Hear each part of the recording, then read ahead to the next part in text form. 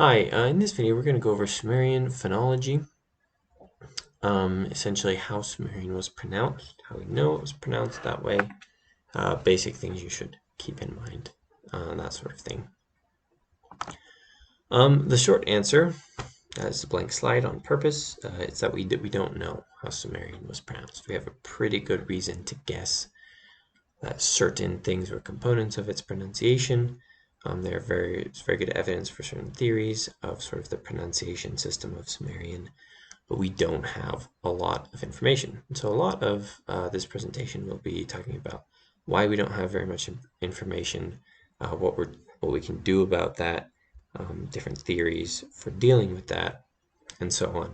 But the short answer is that we know very little about it. It's I think more than one scholar, but certainly I think Gad, who was a very early scholar in Sumerian, said if we were to be transported back in time to speak to the ancient Sumerians, it is likely they wouldn't understand a word we're saying.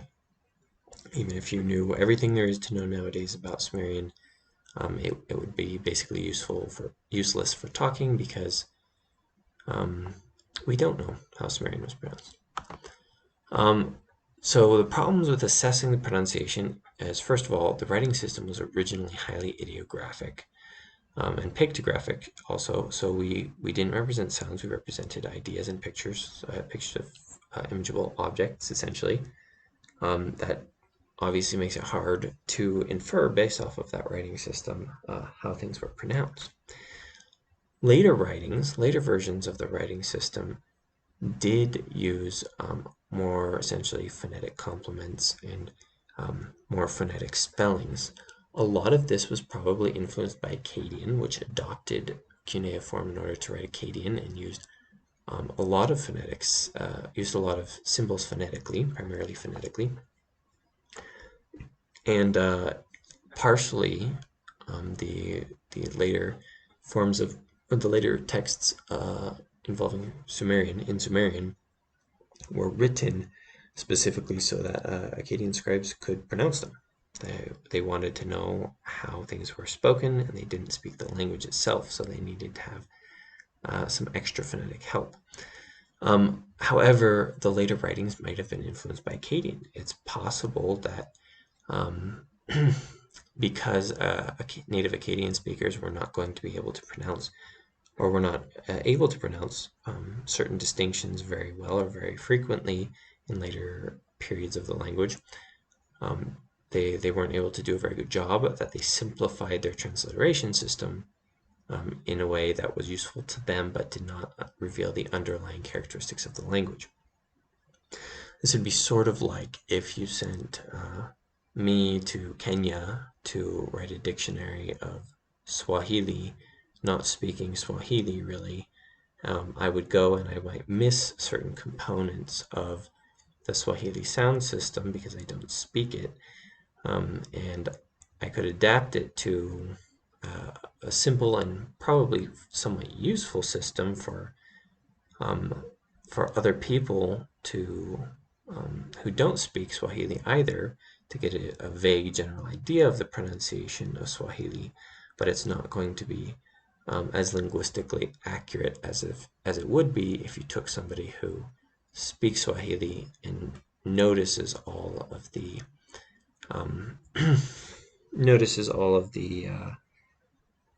the subtle variations in sound. There might be two sounds that sound the same to me but don't sound the same to them. So it's even the later sort of transliterations aren't perfect, and they might not have ever been meant to be really perfect representations of the sound of Sumerian. They might have just been meant to give a vague general impression or to remind an Akkadian speaker of the sounds involved. Also, there are no known relatives. So you might be asking yourself, okay, that's all well and good, but how do we know how Akkadian was pronounced, and how do Akkadian transliterations help us in understanding Sumerian in any way? We know how Akkadian was pronounced because we can rework a lot of, we can decode essentially a lot of the Akkadian writing system because we have known relatives of Akkadian. Arabic, Hebrew, Aramaic are related languages, and we can say, based off of some context in an Akkadian text, there might be an unknown word that we've never seen before in an Akkadian text. We can say, though, based off of the context, it very well might be word X. There are similar words in Hebrew and Arabic and Aramaic, therefore it's probably a pretty good interpretation. If there's an unknown sign in that Akkadian text, then we can assume it's the sign that would give a phonetic reading in accordance with the pronunciations of known related languages. In other words, we can compare the Akkadian text and fill in gaps based off of known languages. We can't do that for Sumerian. There are words from Sumerian that have made their way into other languages, but that's all by way of borrowing. We don't really know of any known related language systems, despite a lot of theories.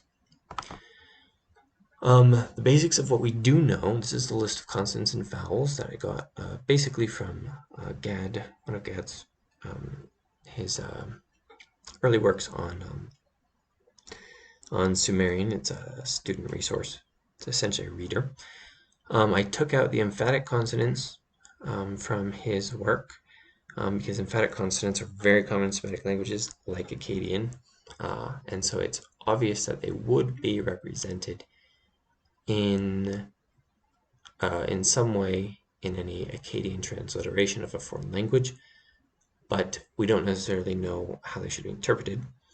Other people will disagree with me and say we do know how they should be interpreted, but that's not the point. The point is we're really, really sure about these consonants here. So B, D, G, H, K, L, M, N, P, R, S, S, H, T, Z. Now these might have been pronounced the way this transliteration implies. They might not have been.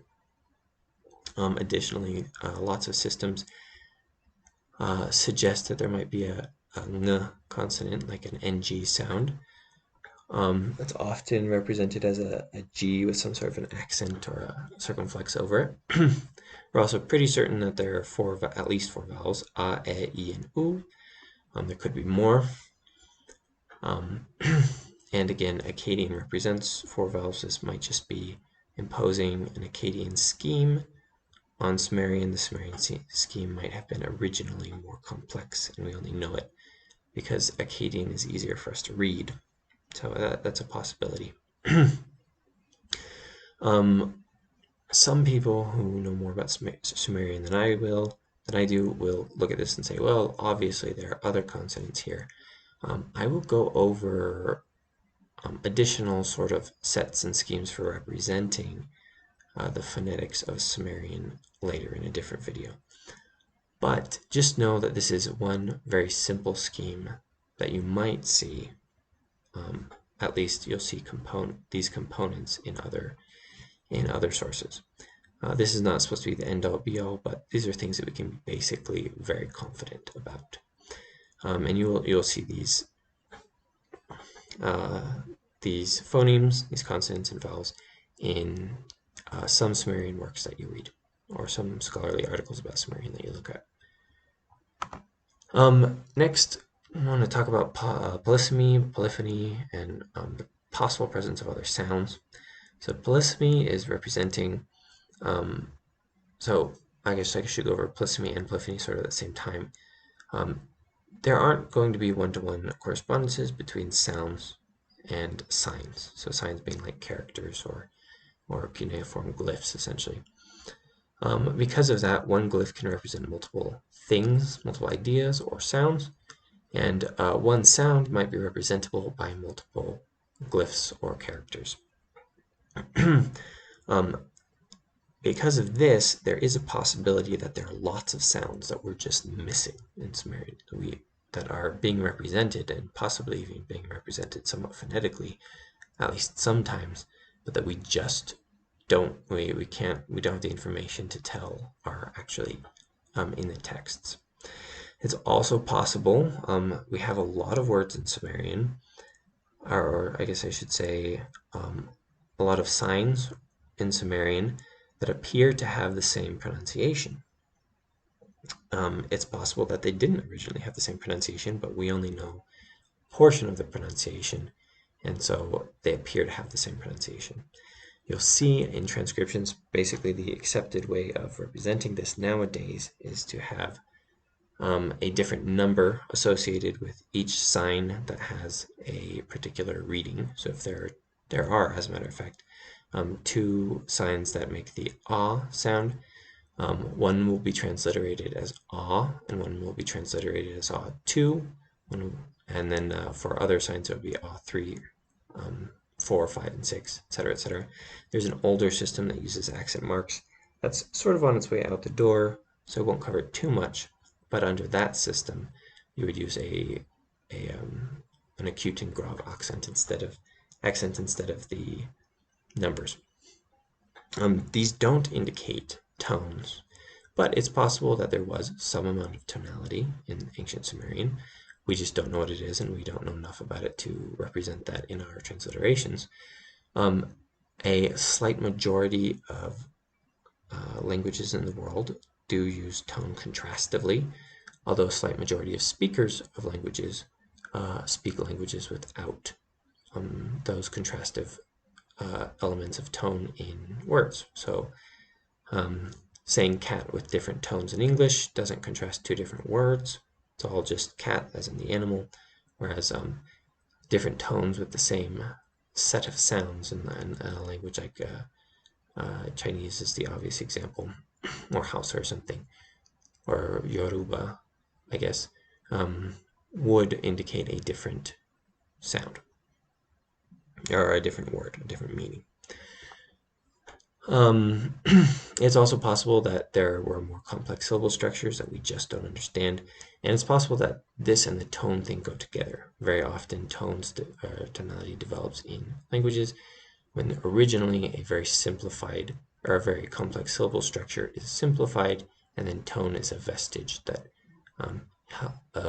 of that complex syllable structure that helps distinguish between older forms in which the phonemes involved were quite different, but that are now the same. Also, it's possible, and in fact very likely, that over time the Sumerian phonology system changed. So the system 3,000 years BC was not the same system as the system 2,000 years BC, when it would still have been a natively spoken language, but probably quite different sounding. So that's all very well and good. What you should do pedagogically, if you're learning this, if you just want you don't really care how it's pronounced, but you just want to learn to read it, or you do care how it's pronounced, but unfortunately we can't completely satisfy your curiosity. The best thing to do is to learn multiple systems and points of view. There's going to be significant amounts of overlap, but just learn that there are multiple systems. Recognize that there was almost certainly change over time in the system itself and in how the system was represented by different people. By Akkadians and Assyrians, it would have been represented differently in Sumerian itself than by the earlier Sumerian peoples who were not so influenced by Akkadian and Assyrian. Also, there's change in how it's represented over time. In English transliterations, I just mentioned at the beginning Gad, who spent quite a bit of time sort of doing the early work in Sumerian scholarship and in Assyriology. Later on, people after Gad, like 20, 30, 50 years after him, would not have represented, and do not represent all of the same signs the same way, and we have a different understanding of how things might have been pronounced. So there was change in time in the actual system, how it was represented by the ancients, and how it's been represented by people today. So it's not as fun as in Latin, where we have a really good idea maybe of how things were pronounced, or in Greek, where we have a modern system and a pretty good idea of how the ancient system worked. But that's the system that we have right now, so the best way to tackle that is to learn multiple systems.